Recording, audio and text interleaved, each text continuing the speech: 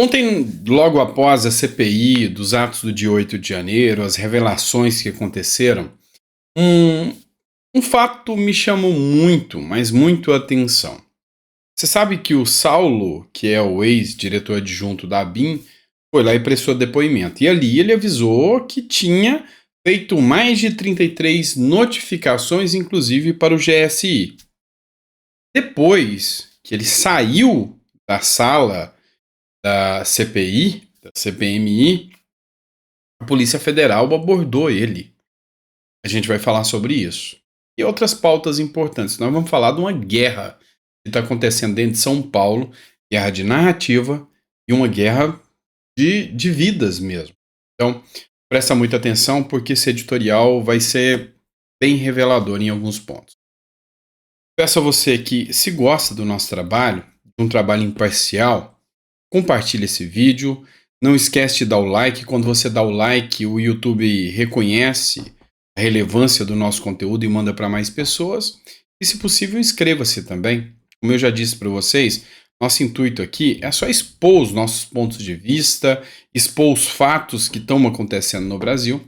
E é sempre um prazer estar com você aqui, podendo discutir um pouco mais sobre isso, enquanto a gente tem liberdade de se expressar. Então, vamos utilizar essa liberdade que nós temos. Combinado?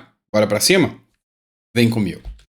Essa matéria é da Hora Brasília. Eu sempre cito as fontes das matérias que eu trago para vocês. Não tem uma matéria sequer que eu não trago a fonte. E aqui me chamou muita atenção. Olha só o que essa matéria fala. Urgente. Polícia Federal apreende celular de ex-diretor da ABIN após depoimento na CPMI. Esse aqui é o Saulo. A Polícia Federal apreendeu o celular de Saulo Moura da Cunha, ex-diretor da Agência Brasileira de Inteligência, a ABIN, em busca de provas de sua comunicação com o ex-ministro do Gabinete de Segurança Institucional, GSI, Gonçalves Dias. Até então, aqui não traz informação se isso foi uma determinação judicial, aqui não traz informação sobre quem deu a ordem, só que o celular dele foi apreendido. E depois dele ter feito denúncias contra o governo Lula, contra o ministro do governo Lula. É muito estranha essa situação, então é por isso que a gente vai esperar para ter mais informações. Mas olha só o que diz aqui. Moura da Cunha compareceu para prestar depoimento nesta terça-feira à Comissão Parlamentar Mista de Inquérito, a qual investiga os atos ocorridos no dia 8 de janeiro. Durante a sessão, declarou aos membros do comitê que, através do WhatsApp, tinha alertado Dias sobre potenciais ataques contra as instituições dos três poderes. A alegação de Moura da Cunha é que ele havia enviado a Dias 2 relatórios, sendo um deles em forma de planilha, evidenciando os alertas emitidos pela agência de inteligência. A veracidade dessa informação agora será verificado por meio de uma perícia no aparelho confiscado. Quem deu a ordem para o confisco do aparelho de Saulo? Lembrando que hoje a Polícia Federal fica sob a gestão do ministro da Justiça, Flávio Dino. E aí o ponto que chama a atenção é que o Saulo ele foi indagado pelo Nicolas Ferreira, deputado federal, se, preste atenção, se o ministro da Justiça, ou o Ministério da Justiça, recebeu notificação de que os ataques aconteceriam. E o Saulo notificou que sim, falou sim, foi enviado. Se recebeu, não sei, mas que eu enviei. Aí, o Nicolas Ferreira colocou um vídeo do ministro da Justiça, Flávio Dino, declarando que não tinha recebido nada. E aí, um dos dois está mentindo. Segundo o que diz o Nicolas Ferreira. E aí, o celular dele é crucial para comprovar se essas mensagens foram ou não foram enviadas, uma vez que ele era um dos diretores da própria ABIN. Então, esse celular está com a Polícia Federal, vai ser periciado. Qual que é a preocupação? O tal do sigilo. O governo Lula falou que não colocaria sigilo em nada, que era uma aberração, os sigilos que o Bolsonaro colocava, em cartão, em mais não sei o que, sigilo para tudo, e que Lula não colocaria sigilo em nada. Mentira! Coloca sigilo até em viagem. Colocou sigilo num documento que vazou pelo jornal Metrópolis, de que demonstrava efetivamente que o governo Lula se omitiu em cumprir o protocolo de defesa dos prédios dos três poderes. E agora, será que esse celular do Saulo vai entrar também sob sigilo? Não sei. Sei que é muito estranho essa apreensão do celular. É lógico, pouquíssimas informações, porque eu estou me baseando única e exclusivamente na matéria do Hora Brasília aqui, mas tendo mais informações eu vou trazer para vocês. Beleza? Vamos falar de um assunto muito delicado agora, tá? Segurança pública. Vou torcer para esse vídeo não ficar extenso, mas a gente precisa entender um pouco mais. E a gente precisa entender o modus operandi de uma mídia que gosta do caos. Entenda. Vou citar palavras do Bukele, presidente de El Salvador. Você tem noção do quanto, mas do quanto a mídia podre já lucrou com notícias de morte advinda da criminalidade? Você tem noção do quanto a própria mídia fomenta que essa criminalidade exista, porque isso da tabloide, isso vende. Os incautos cidadãos, amedrontados, pessoas que estão do outro lado da tela com medo da segurança, com medo da criminalidade, estão assistindo a TV e lendo os noticiários porque ele tem medo da próxima vítima ser ele e ele tem que consumir aquele conteúdo. Então, com toda certeza, o que mais acontece é a própria mídia fomentar o crime. Ao invés de notícias absurdas. Não sou eu que estou dizendo isso, é o Bukele. Tá? Por isso que ele colocou o maior plano já existente nas Américas de combate à criminalidade. E olha só, em São Paulo a gente já começa a ver que esse tipo de situação é verdadeira. Olha só, o tipo de matéria. Uma charge onde coloca o policial como o mal. Ele é a acusação, ele é o julgamento, ele é a condenação e ele é a execução. E alguém sendo massacrado por um policial. E aqui mostra que como os policiais são criminosos, são ruins.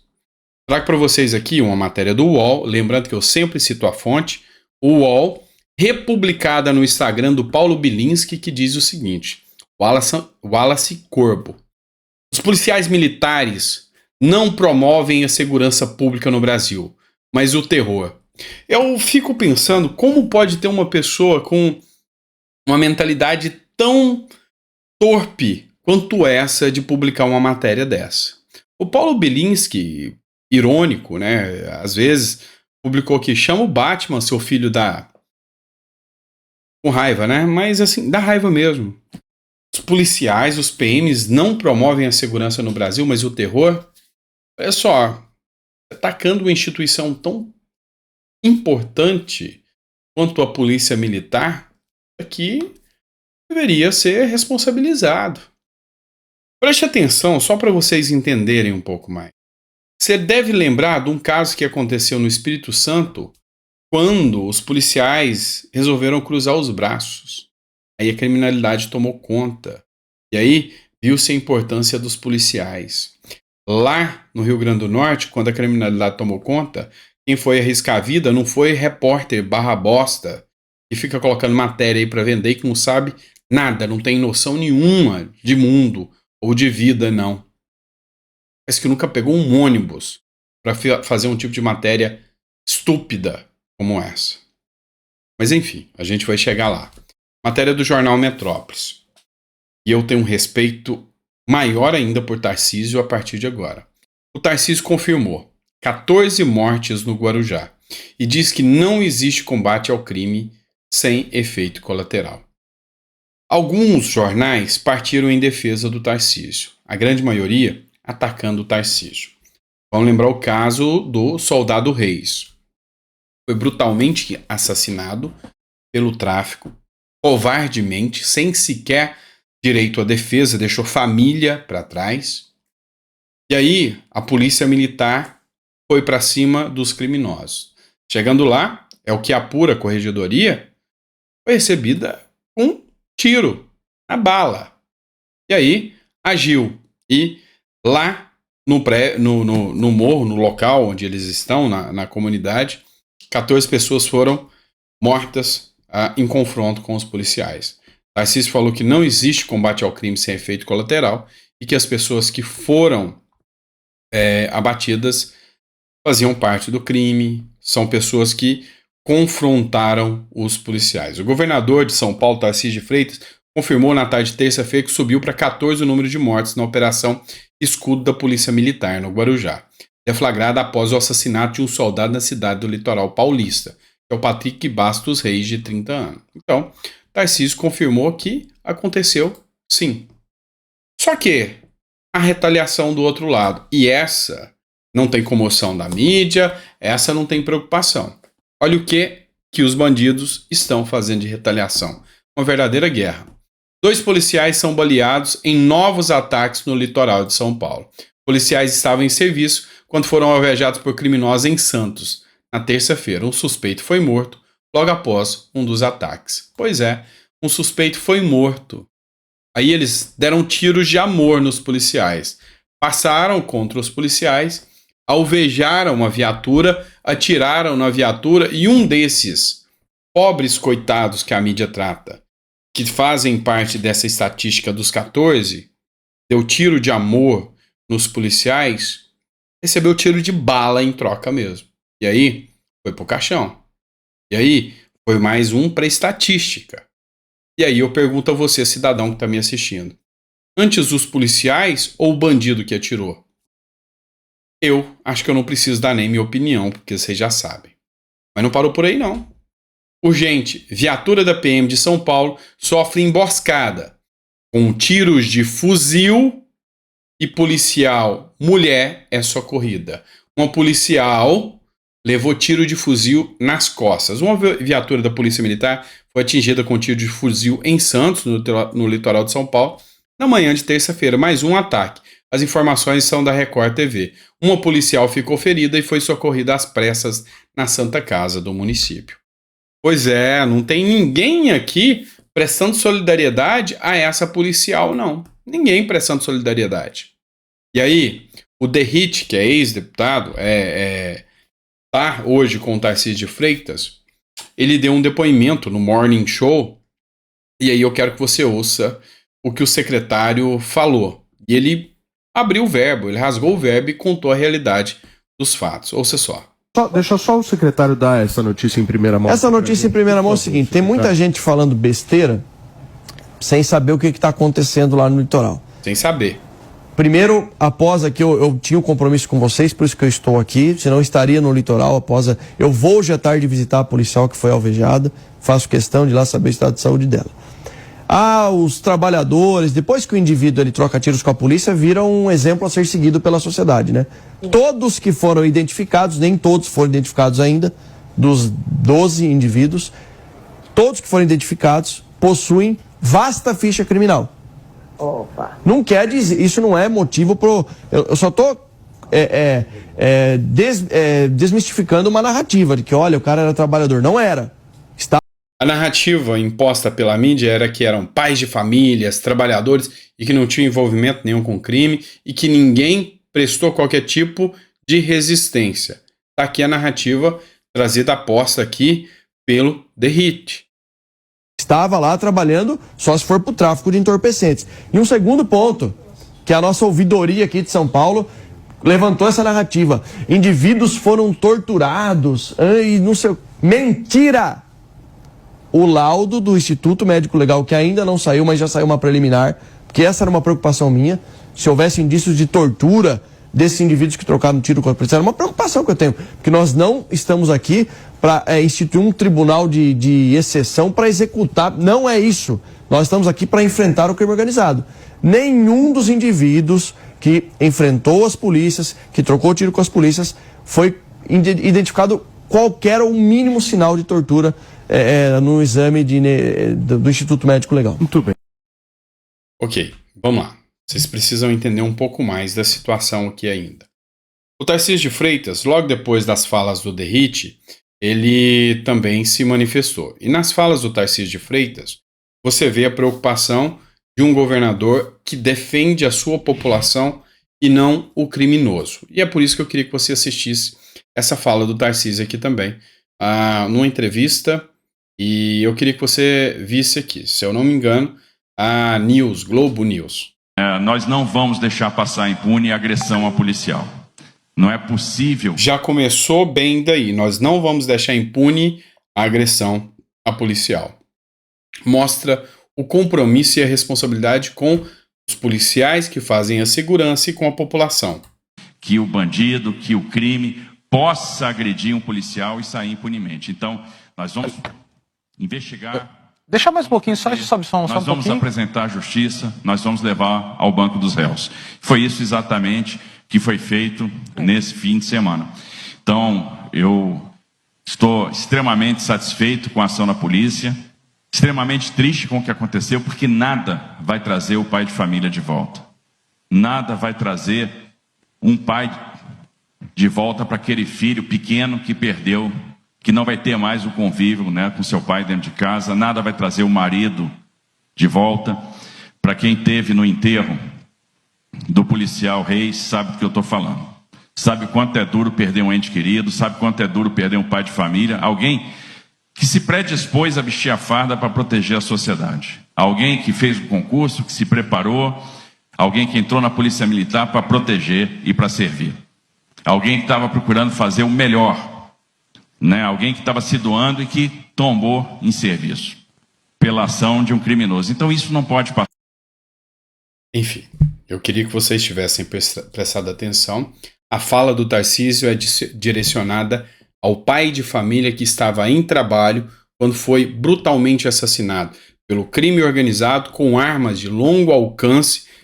Não são as armas que querem tirar da população, não. São armas de sniper, arma de grande alcance, que tirou a vida de um policial. Agora eu preciso que vocês entendam um pouco mais. Foram 14 mortos. Todos com algum envolvimento. O que vocês precisam entender? A narrativa aqui é política. É o temor, é o medo de Tarcísio de Freitas. E aqui, desde o início, eu continuo defendendo a minha bandeira de que Tarcísio é um nome impecável para estar à frente do Brasil. Se bem que ele mesmo já declarou que não quer, pelo menos por hora. Mas por que é uma narrativa política? Porque Tarcísio é o nome que se tem o dedo de Bolsonaro apontado para ele. Ele é o nome que tem todas as características para vencer as eleições de uma forma tão gigantesca que não vai sobrar nem narrativa. E aí é o grande problema. Tem que destruir a imagem do Tarcísio agora. E aí acharam a falha.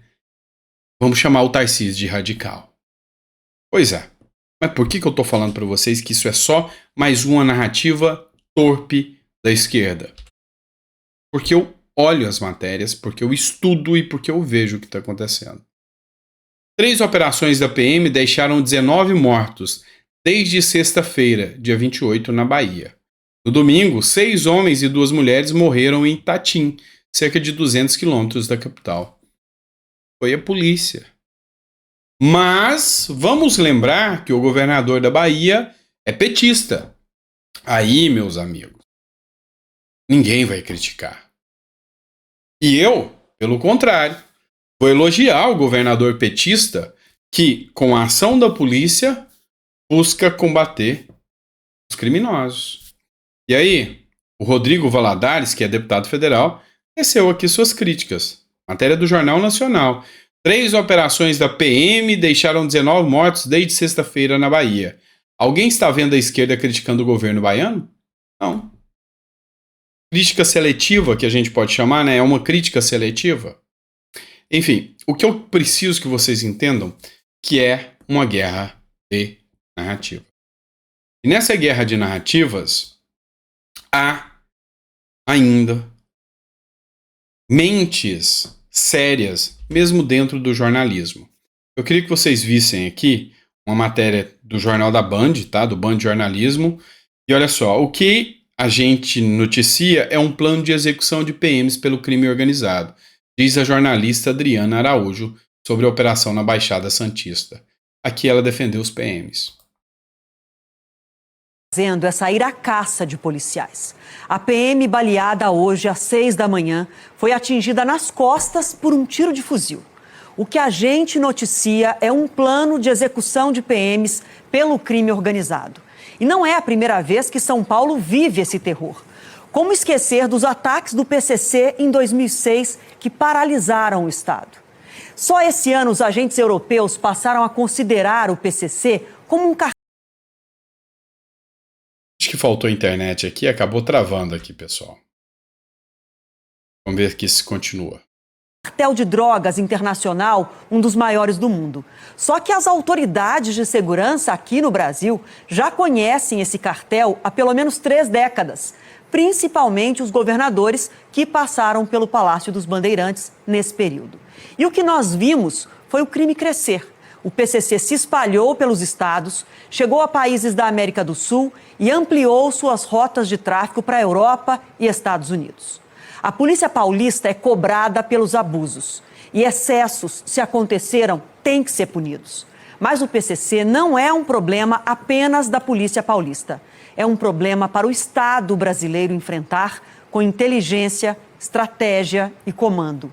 É nas mãos do Estado que o poder de força tem que estar, pela segurança dos nós. Parabéns, Adriana Araújo. Ganhou meu respeito com essa matéria, mais uma matéria séria por parte dessa jornalista da Band. O que eu quero dizer para vocês? Tarcísio Freitas, parabéns pelo trabalho. É isso aqui que eu tô falando.